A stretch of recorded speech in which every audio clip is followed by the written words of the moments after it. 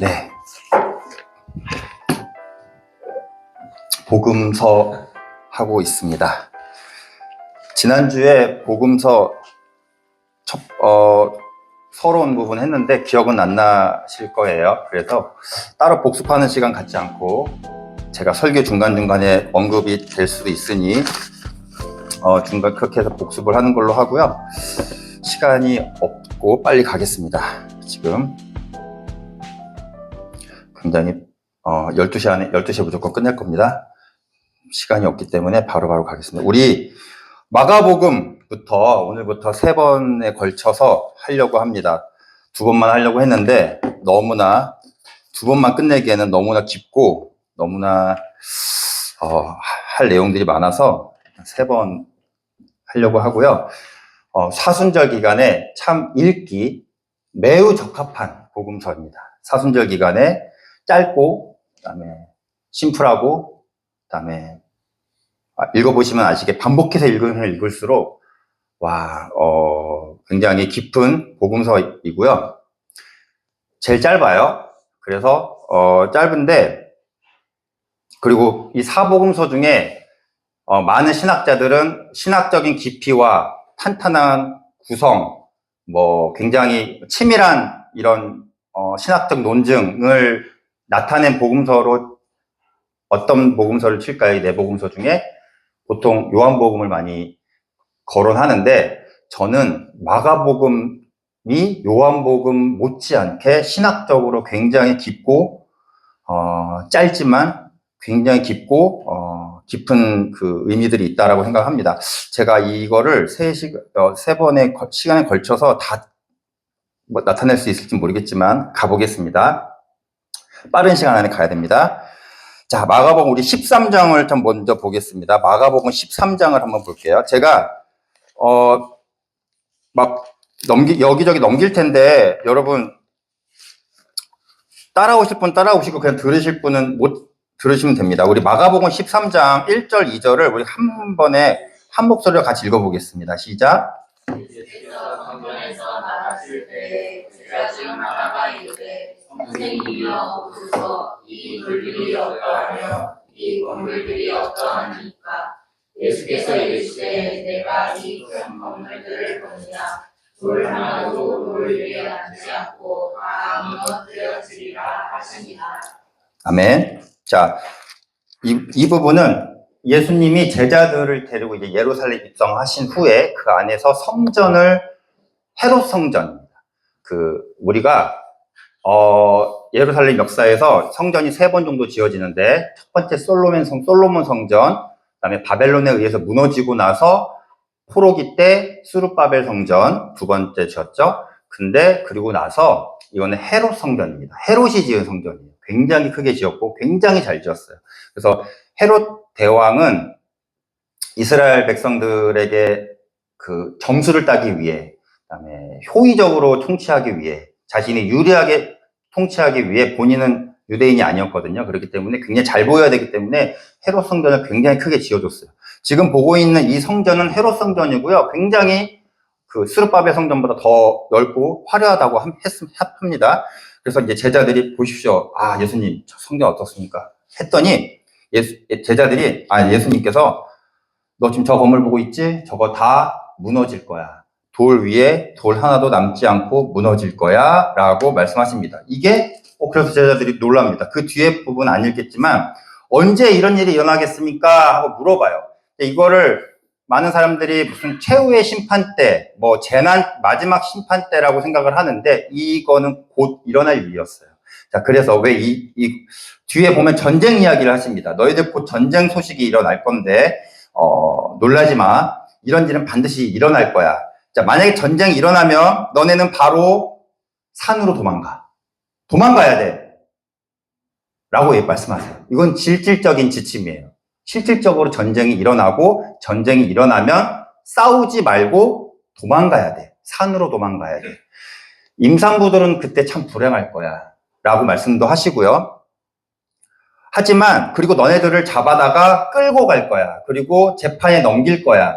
그때 너네들이 무슨 말을 할지 다 성령이 말해주실 거니까 그대로 말해. 자, 이거는요, 언제 일어날지 뭐 추상적인 일이 아니라 곧 일어날 일이었어요. 그래서 이 일이 언제 일어나냐면, 우리 한번 이제 재밌는 PPT를 보겠습니다.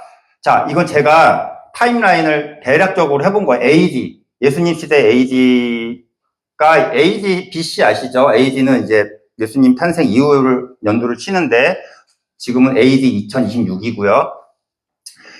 자, 예수님 대략 AD 30년 정도에 예수님께서 십자가에 달리셨고 부활하셨다라고 추정을 할 뿐 진짜는 모릅니다. 역사적으로 기록은 없어요. 하지만 추정만 할 뿐이에요. 대략적으로. 자, 30년에 대략적으로 예수님께서 죽으셨다, 부활하셨다고 생각하고요. 그 다음에 60년이 지난 후에는 사도 바울이 죽었다라고 대략 생각을 합니다. 65년 정도쯤 뭐 대략 알 수는 없습니다. 그리고 나서 70년에 유대 전쟁이 발발합니다. 66년부터 70년, 4년간 이스라엘과 로마 간의 전쟁이 발발하는데 지금 예수님께서 말씀하신 이 전쟁은 바로 이 전쟁 말씀하십니다. 유대 전쟁. 박살납니다. 그냥 진짜 돌 하나 위에 돌 하나 남지 않고 그냥 다 박살납니다. 그리고 90년 됐죠. 그래서 그 다음 보시면 대략 바울 서신은 이때쯤 다 써졌겠죠. 맞죠? 바울이 살아있을 때 써야 되잖아요. 그렇죠? 네, 이 오해 없으시죠? 그 다음에 마가복음이 이때쯤 써지지 않았을까 생각하는 거예요. 유대 전쟁이 70년에 일어났으니, 66년에서 70년에 일어났으니, 마가복음이 제일 먼저 쓰여졌다라고 생각을 한다면, 요 70년 전후, 전이냐 후냐, 저는 전이라고 생각합니다. 많은 학자들도 전후로 생각합니다. 후로 생각하는 사람들도 있겠지만, 대략 요때쯤 마가복음이 쓰여졌다고 생각을 하고요. 그 다음에 그 이후에 마태복음, 누가복음이 쓰여졌다고 생각을 합니다. 그리고 나서 요한복음이 또 요한계시록 이런 문서들이 이때쯤 쓰여졌다라고 하죠. 자, 마가복음이 그래서 이 유대전쟁, 굉장히 긴박한 상황, 곧 일어날 전쟁을 앞두고 쓰여졌다라고 생각을 하는 거예요. 그리고 다음, 자, 이거는 이제 70년에 예루살렘 성전이 함락이 되죠. 진짜 박살이 납니다. 네. 그리고 나서 마지막까지 저 요새에서 항거했다고 해요. 이스라엘 백성들이 그러니까 이스라엘 백성들이 다 로마랑 싸운 건 아니에요. 이스라엘 백성 안에서도 많은 파들이 있었어요. 그 중에 열심당이라고 아시죠? 열심당. 굉장히 칼을 들고 다니고 로마를 정복해야 된다라고 생각했던 그 열심당원들과 싸운 거예요. 그래서 예수님은 이 일이 일어나면 뭐라고? 싸우지 말라는 거예요. 싸우지 말고 도망가라는 거예요. 무조건 도망가. 그래서 기독교인들이 이때 많이 도망갔다고 해요. 진짜 예수님 말씀 듣고 도망가야 돼. 도망가야지라고 해서 많이 기독교인들이 살아남았다고 합니다. 그리고 싸워야 된다고 생각했던 이 유대인들을 끝까지 여기 남아서 항전하고요. 요새를 지어놓고 항전하죠. 로마가 여기다가 대단해요. 오르막길을 만들어서 몇 개월간 흙을 쌓아서 오르막길을 만들어서요. 걸어 올라갑니다. 이 절벽을 길을 만들어요. 그래서 함락을 합니다. 마지막까지 73년에 마사다 요새라고 하는데 여기서 함락되고 박살이 나고 진짜 이때부터 이제 유대인은 원래 이스라엘 로마 통치하지 않았습니까? 라고 하는데 사실은 총독들을 두고 통치를 했어요. 원래는 헤롯을 두고 통치했다가 헤롯이 죽은 후에 빌라도 같은 총독들을 두고 통치했다가 지금은 이때부터는 아예 로마가 직접 통치를 하는. 자, 그래 제가 이 얘기를 왜 하냐? 그 다음 보겠습니다. 자, 이건 대충 지도입니다. 지도. 자, 복음서들이 어디서 쓰여졌을까요? 자, 시작. 보여주시면 마태가 대략 정말 여러분 화려하지 않습니까? PPT? 진짜 힘들었어요. 저 직접 만든 거예요, 제가. 성경에 마태 쓴 거예요, 제가. 마태복음이 대충 잘은 알 수 없지만 안디옥, 시리아, 저 지방에 안디옥이 그 이방인 교회가 있었죠. 저기서 쓰여지지 않았을까 하고요. 그 다음, 마가가 로마에서 쓰여지지 않았을까 생각합니다. 그 다음, 누가가 로마 아니면 그리스 지역이에요. 어쨌든, 마가와 누가는 그리스 지역, 기독교인들을 위해서 쓰여진 새 책이라고 생각을 합니다. 그 다음, 요한은 에베소에 요한이 있었다, 사역을 했다라고 한 근거를 봤을 때 요한계시록과 요한복음은 에베소에서 쓰여지지 않았을까 합니다. 자, 이 얘기를 왜 길게 만들었냐면 마가복음은요, 언제 어디서 쓰여졌냐면 저 로마 지역 그리고 박해가 심하던 때를 말씀하고 싶어서 제가 지금 이 얘기를 하는 거예요. 길게. 자, 로마 지역 안에서 곧 전쟁이 일어날지도 모르는 이 상황 속에서 대략 유대 전쟁을 앞두고 굉장히 박해가 심하던 때에, 네로 황제가 통치하던 박해가 심하던 때에 이 마가복음이 쓰여졌다라고 생각을 합니다. 그래서 제가 이 재밌는 PPT를 왜 이렇게 열심히 만들었냐면 뭘 말하고 싶냐면 마가 공동체는요, 이 마가복음을 제일 먼저 읽었을 마가 공동체는 죽음의 자리에 있던 공동체라는 것을 얘기하고 싶었던 거예요. 그래서 나를 십자가를 지고 나를 따르라 했을 때에 우리는요, 한번 걸러들어요. 왜냐하면 우리에게 십자가가 없잖아요, 지금. 그리고 지금 죽으러 갈 일도 없어요. 근데 이 사람들에게는요, 이게 현실이에요. 그냥 와닿는 거예요. 말 그대로, 문자 그대로 십자가 지고 십자가 처형대로 가라는 거예요, 이거는요. 우리는 자꾸 걸러들어요. 나를 부인하고, 내 욕망을 내려놓고, 내 욕심을 내려놓고, 나는, 미디어 금식, 이런 걸로 자꾸 이렇게 바꿔요. 그래서,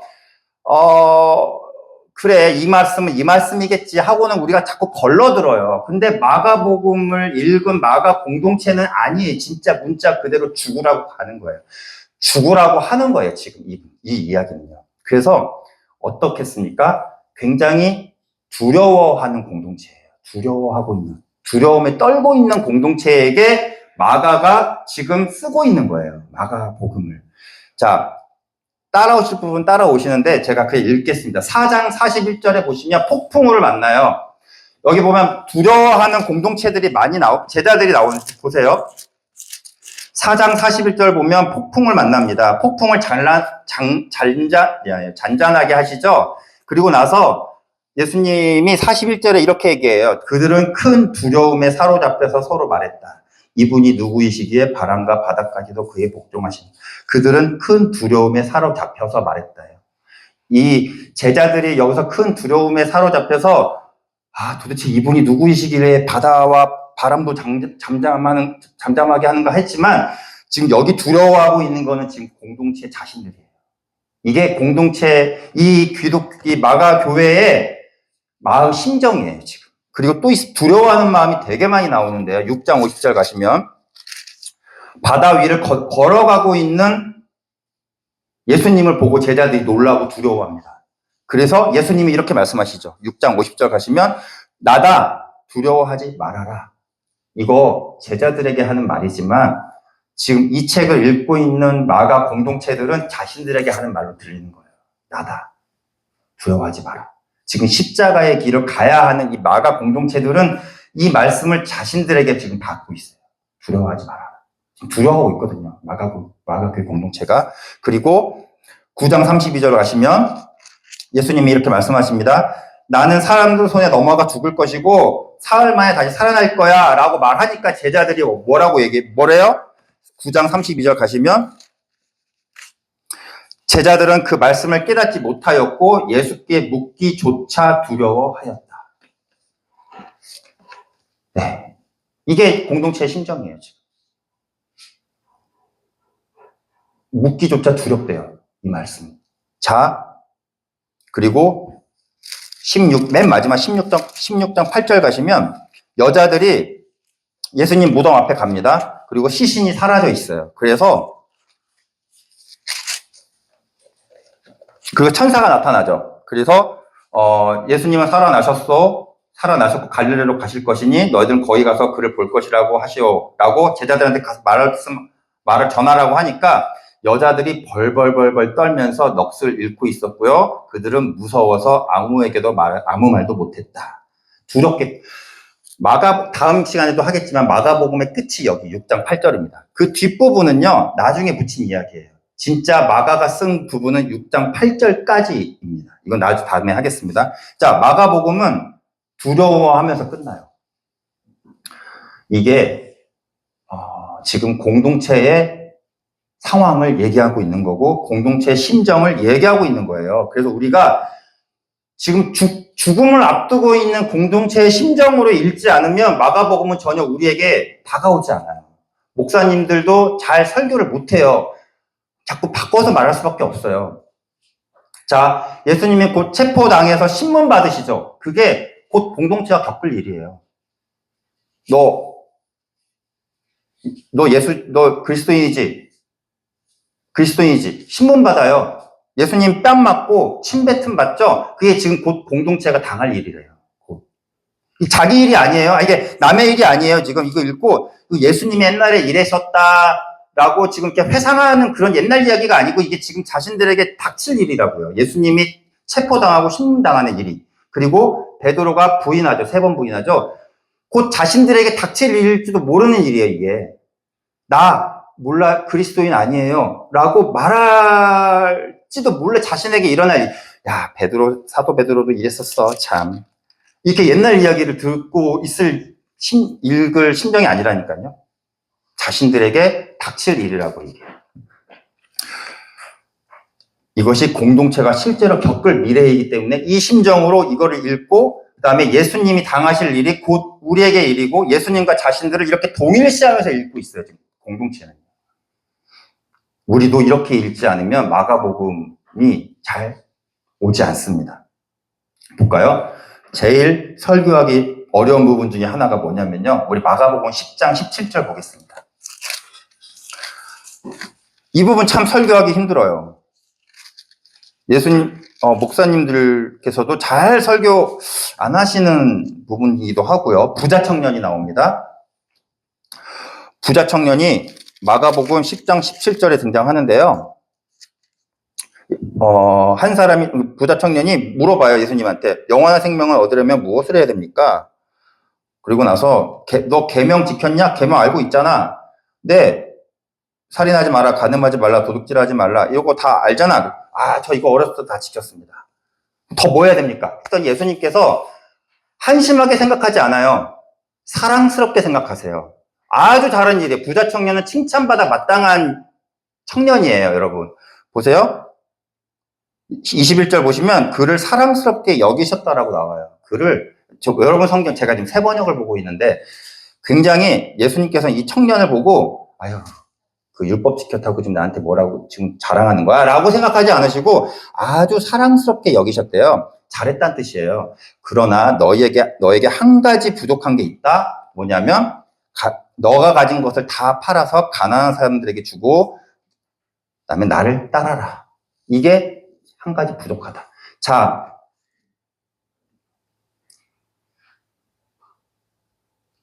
이게 지금 마가 공동체에게 하는 말인데 지금 이 마가 공동체는 지금 박해를 당하고 있고 죽음을 앞두고 있는 이 공동체는요. 말씀을 지키며 율법을 지키며 사는 것만으로는 안 돼요. 직접 따라가야 돼요.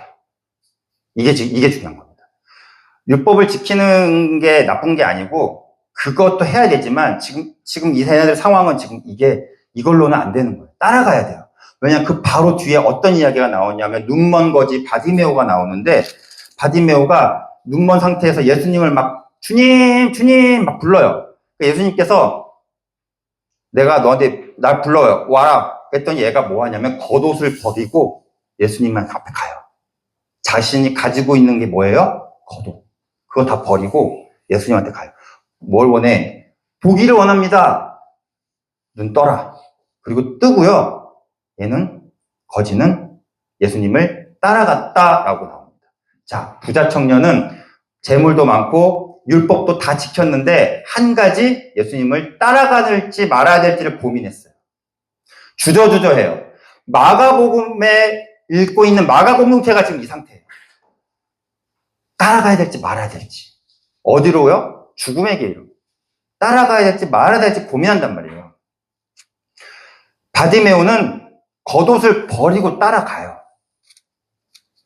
이거 지금 마가복음 공동체에게 필요한 게 이거라는 거예요. 따라가라. 니들이 서로 계명 지키고 서로 사랑하고 좋은데 예배드리고 다 좋은데 따라와야 돼, 나를.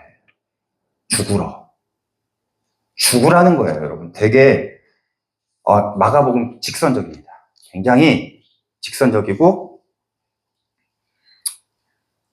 단순하고 심플합니다. 여러분, 그런데 뭐 있어요? 자, 마가복음에서 제일 많이 나오는 단어가 까이유투스라는 단어인데요. 여러분, 마가복음 읽으실 때 곧바로, 즉시, 그때, 마침, 막, 요 단어가 나오면 다 까이유투스예요. 까이유투스. 이게 40번 나와요. 40번.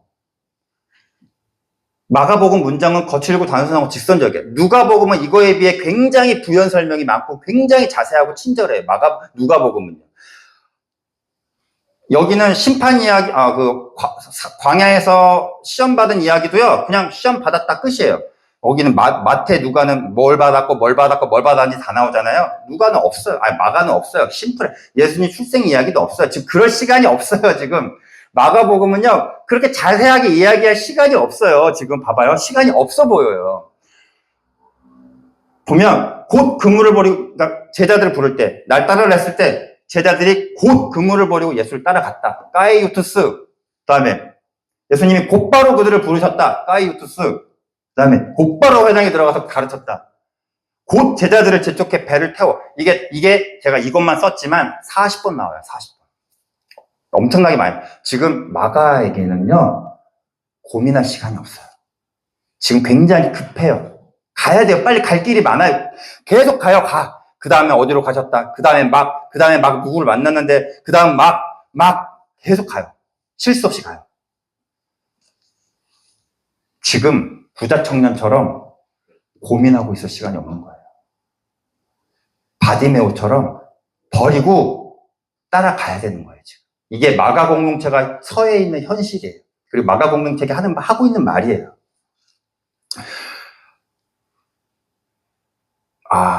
시간 좋습니다. 한 가지 부분만 얘기하고 마치겠습니다. 마가복음 5장 보겠습니다. 자, 이렇게 두려움에 떨고 있는 마가 공동체에게 마가는요, 1장 1절부터 충격적인 얘기를 하죠. 1장 1절, 하나님의 아들 예수 그리스도의 복음의 시작은 이러하다. 하나님의 아들 예수 그리스도의 복음의 시작은 이러하다. 아르케뚜 이렇게 시작하죠. 로마 황제에게 핍박받고 로마에게 핍박받는 이 마가 공동체에게 하나님의 아들 예수 그리스도의 복음이라고 얘기하고 있어요. 하나님의 아들은 로마에서는 황제를 뜻하고요. 복음은 황제가 등극한 소식을 좋은 소식이라고 말해요. 로마 사람들에게 복음은요, 황제의 등극 소식이고, 로마가 전쟁에서 이겼던 그 승전 소식이 얘네들한테는 복음이에요. 좋은 소식이에요. 그런데 마가는 이 지금 두려움에 떨고 있는 공동체에게 이렇게 말해요. 하나님의 아들은 황제가 아니라 예수 그리스도다. 그리고 좋은 소식이 뭐냐면 이분이 왕이 되셨다. 하늘에 하나님의 아들이 오셨다가 좋은 소식을 전하고 있는 거예요. 지금 이게 굉장히 마가가 이 공동체에게 하고 있는 위로의 말이고요. 또 하나 어떤 위로와 확신을 주고 있는 말이 바로 대표적인 것이 군대 귀신 이야기입니다. 이건 옛날 다윗 청년이 설교를 해서 제가 잘 기억하고 있어요. 그죠? 여기 기억나시죠? 다 아실 거예요. 거라사 지방으로 가셔서 귀신 들린 사람을 만났는데 그 귀신이 이렇게 얘기합니다. 우리는 예수님께 물으시죠. 네 이름이 무엇이냐? 귀신한테 물어봐요. 우리는 군대입니다. 왜냐하면 우리에게 수가 많기 때문에 붙여진 이름입니다. 라고 얘기하죠. 여기에서 군대, 군대. 이 군대라는 말은 다 그리스어인데 이 군대만 라틴어예요. 군대는 번역하면 레기온. 많이 들어보셨나요? 레기온. 이거는 로마 군대를 뜻합니다. 딱 우리는 이름은 레기온입니다라고 얘기해요. 레기온. 이거는 그냥 고유 명사예요. 일반 군대가 아니고요. 로마 군대를 뜻해요. 로마 군대. 한 병력, 5천에서 6천 명 정도 되는 한 병력, 한 사단. 이걸 레기온이라고 하는데 딱 이 부분이 우리의 이름은 레기온입니다라고 지금 말하고. 이거는 마치 우리 미 해병대입니다. 막 이렇게 생각하는 것처럼 미 해병대 하면 딱 떠오르잖아요. 그러니까 딱 떠오르는 군대예요. 레기온입니다. 예수님께서 어떻게 하십니까? 이 귀신들이 우리를 돼지들에게 보내셔서 그들 속에 들어가게 해주십시오 하죠. 그래라. 그 귀신들이 돼지 속으로 들어가서 돼지들이 비탈길을 달아 바다에 빠져 죽었대요. 자, 무엇이 생각나십니까? 레기온 군대가 부정한 동물 돼지 속으로 들어가서 바다에 빠져 죽었어요. 어떤 장면이 생각나세요?